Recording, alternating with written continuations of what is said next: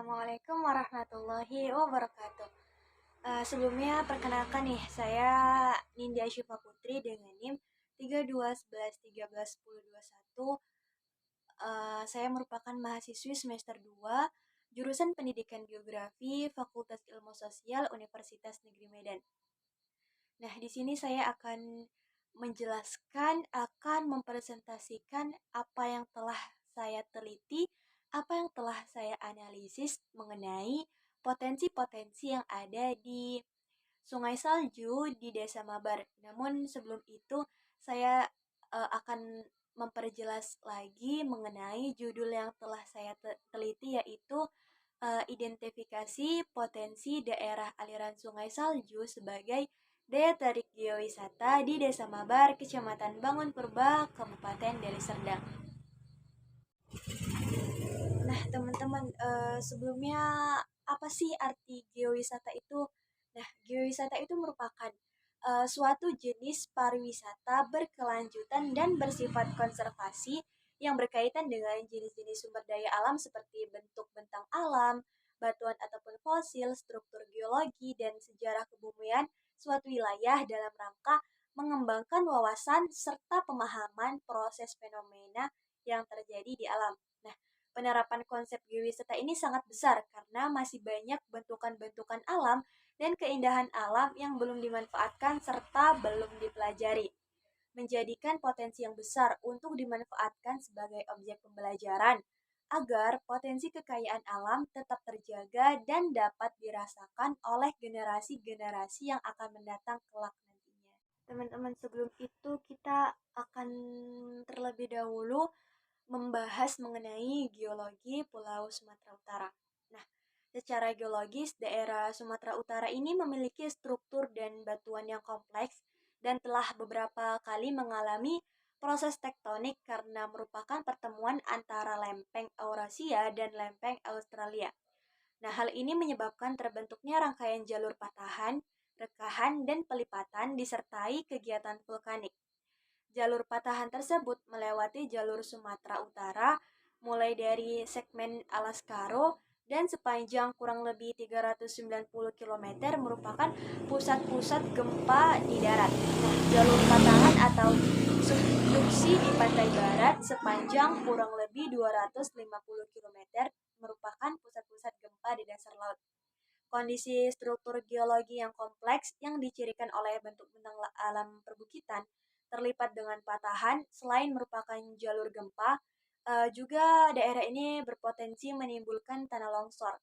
Sekitar 40-50% dari luas daerah Sumatera Utara yang mencakup 18 wilayah kabupaten dan satu kota, menurut keadaan di tahun 2005 merupakan kawasan yang rentan gerakan tanah longsor.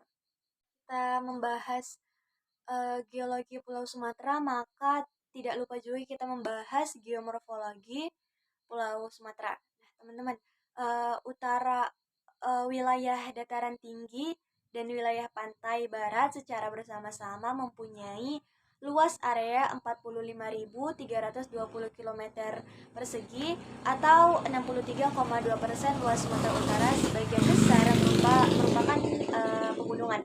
Baik tingkat kesuburan tanah maupun iklim, topografi, dan kontur tanah sangat bervariasi. Sebagian wilayah ini, khususnya di Pulau Nias, tanahnya sangat labil.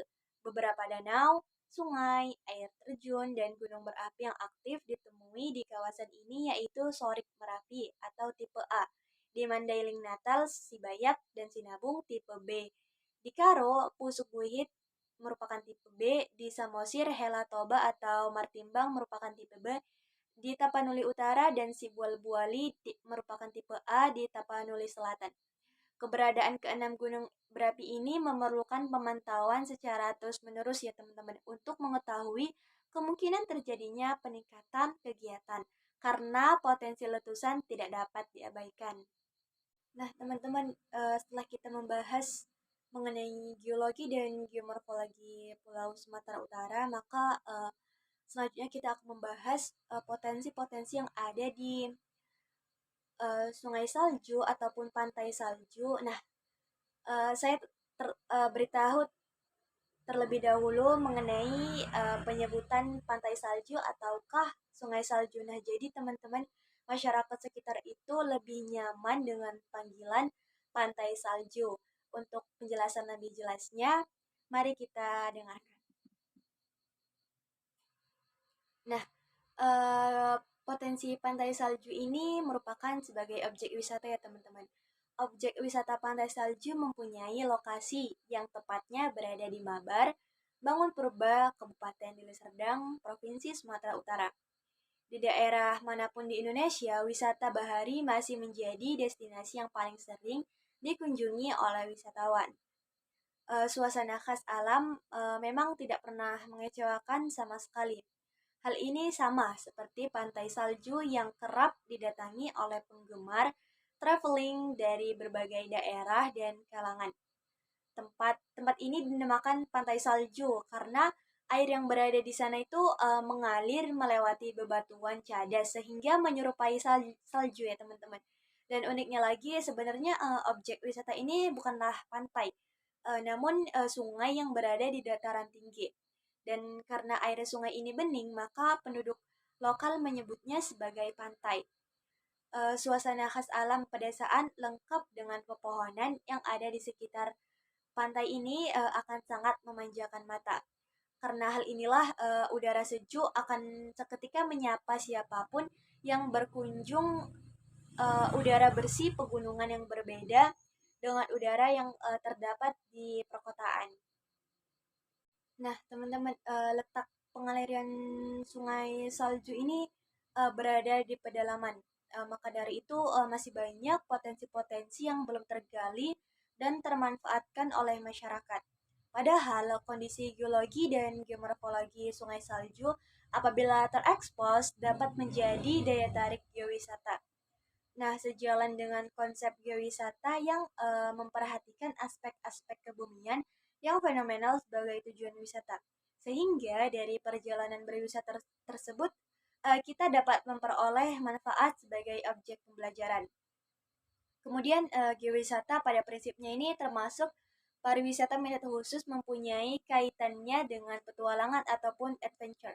Nah, wisatawan secara fisik dapat menguras tenaga dan ada sedikit unsur tantangan yang harus dilakukan karena bentuk pariwisata ini merupakan di daerah-daerah yang terpencil seperti kegiatan trekking, hiking, pendakian, dan juga rafting.